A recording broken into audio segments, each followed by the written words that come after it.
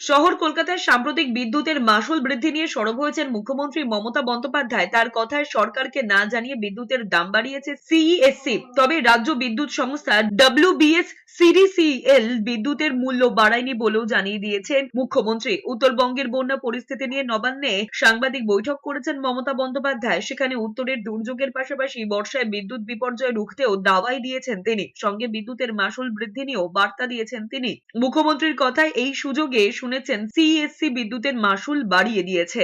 রাজ্য সরকারকে কিছুই জানায়নি, বিদ্যুৎ দপ্তরকেও কিছু জানায়নি। মুখ্যমন্ত্রী মমতা বন্দ্যোপাধ্যায়ের সংযোজন যাই হোক, রাজ্য বিদ্যুৎ সংস্থা WBSCDCL 1 পয়সাও দাম বাড়ায়নি।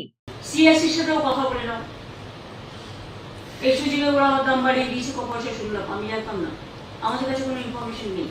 পাওয়ার ডিপার্টমেন্টও আমি শুনেছি কোনো ইনফরমেশন নেই। যাই হোক, আমরা পশ্চিমবঙ্গ বিদ্যুৎ পর্ষদ আমরা বাড়াইনি।